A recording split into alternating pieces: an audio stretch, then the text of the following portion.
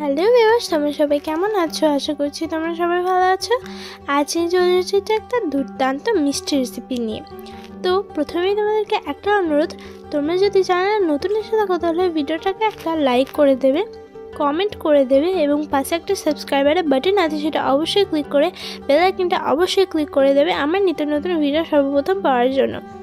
তো আজকের এই রেসিপিটা আমি তোমাদেরকে বলি, এটা এমনই একটা রেসিপি যেটা হচ্ছে গুঁড়ো দুধের রেসিপি, যেটা খেতে হয় দুর্দান্ত আর এতটা পরিমাণ বানানো সহজ। আমি তোমাদেরকে এর চেয়ে ভালো রেসিপি অনেক দেখিয়েছি, কিন্তু আজ পর্যন্ত আমার যা মনে হয়েছে এই রেসিপিটা একটা মিষ্টির বেস্ট রেসিপি। এটা খেতে যেমন সুন্দর হয়, বানানোও কিন্তু অত্যন্ত সহজ। তোমরা এটাকে যে কোনো সময় খেতে পারো, যে কোনো সময় কিন্তু এটা খেতে দুর্দান্ত লাগে। তো চলো এটার জন্য কী কী উপকরণ নিয়েছি সেটা জেনে নিই। 6 প্যাকেট গুঁড়ো দুধ নিয়ে নিয়েছি, 10 টাকা প্যাকেটের যেগুলো পাওয়া যায়, এগুলো তোমরা খুবই সহজে মুদিখানার দোকানে পেয়ে যাবে।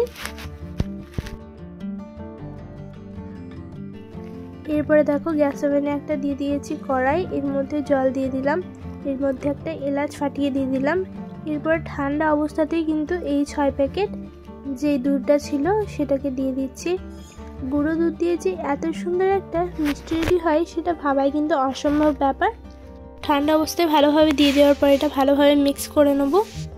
ঠান্ডা অবস্থায় দিয়ে দিয়েছি, কেননা এটা না হলে গুটলি পেকে যাবে যদি আমি এটাকে গরম অবস্থাতে দিতাম। তো এরপর আমি এর মধ্যে পাউডার সুগার অ্যাড করে দিলাম।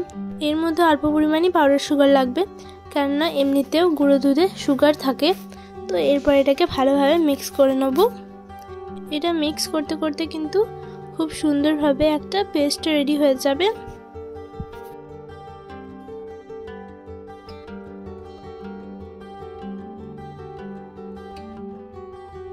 এটা তুমি সময় নিয়ে কিন্তু একবার ভালোভাবে নেড়ে চেড়ে ফুটিয়ে নেবে, তাহলেই দেখবে একেবারে ঘন হয়ে যাবে। দেখো এটা কত সুন্দরভাবে রেডি হয়েছে, একেবারে ঘন হয়ে গেছে। আর এটা ঘন হতে হতে কিন্তু একটা ডোয়ে পরিণত হয়ে যাবে।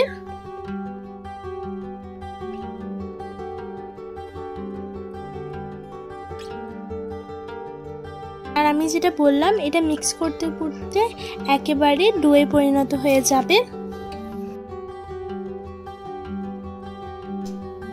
এরকম ভাবে কিছু মিনিট শুধু ভালোভাবে বানিয়ে নিতে হবে। এরপরে 1 চামচ ঘি দিয়ে কিন্তু ভালোভাবে এটাকে মিক্স করে নেব।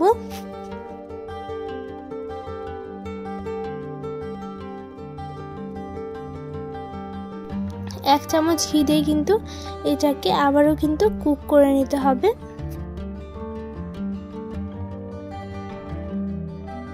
তো দেখো এরপরে কিন্তু আমি এটাকে নামিয়ে নেব।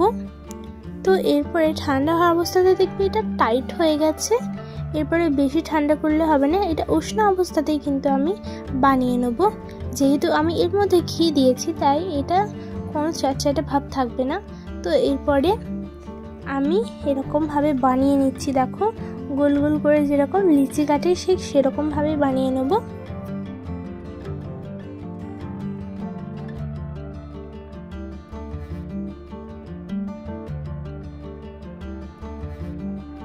এরপরে গোল করে হাতে শেপ দিয়ে দেবো। প্রথমেই দেখো আমি রাউন্ড শেপ করে নেব, তারপরে ঠিক এরকম একটা শেপ করে নিচ্ছি লম্বা।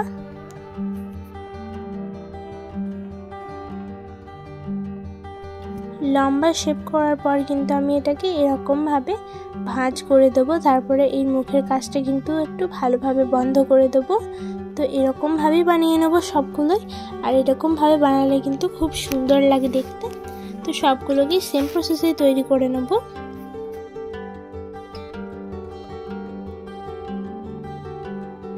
তোমাদেরকে যদি আজকের এই মিষ্টিটা ভালো লেগে থাকে তাহলে অবশ্যই কিন্তু ভিডিওটাকে একটা লাইক করে দেবে, কমেন্ট করে দেবে, কেননা আমার আরও চ্যানেলে এইসব ভিডিও দেওয়াই থাকে। আর সব ভিডিওগুলোই কিন্তু খুব সুন্দর এবং খুব সহজ একটা রেসিপির ওপর। তো দেখো এরপরে এগুলো কিন্তু ভালোভাবে আমার বানানো হয়ে গেছে। এরপরে ঠিক আমি এটাকে 5 মিনিটের জন্য ফ্রিজে রেখে দেবো। 5 মিনিট ফ্রিজে রাখার পর এটা কিন্তু খুব সুন্দরভাবে দেখবে টাইট হয়ে যাবে।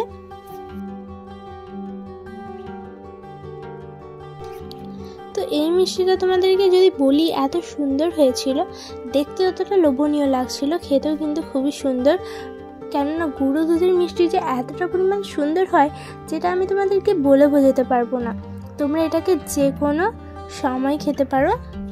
আর সামনেই যে জন্মাষ্টমী, তোমরা এটাকে বানাতে পারো, কেননা এই মিষ্টিটা খেতেও দুর্দান্ত হয়। বাড়ির সবাই কিন্তু খুবই খুশি হয়ে যাবে। দেখো এটার ভেতরটাও কিন্তু খুবই সুন্দর। তো আজকের মতো বিদায় নিচ্ছি। ভালো থাকবে, সুস্থ থাকবে, আর পরের ভিডিওটার জন্য অপেক্ষা করবে। আর এখনও পর্যন্ত আমার চ্যানেলটাকে যারা সাবস্ক্রাইব করেনি তারা অতি অবশ্যই আমার চ্যানেলটাকে সাবস্ক্রাইব করে নাও। পাশে যে বেল আইকনটা আছে সেটা অবশ্যই ক্লিক করে দেবে আমার নিত্য নতুন ভিডিও সর্বপ্রথম পাওয়ার জন্য। আবার দেখা হচ্ছে পরের ভিডিওটাতে। তো এখনকার জন্য টাটা, বাই বাই। সবাই ভালো থাকবে, সুস্থ থাকবে। আর আজকের এই রেসিপিটা কেমন হয়েছে সেটা অবশ্যই কিন্তু কমেন্টে জানিয়ে দেবে।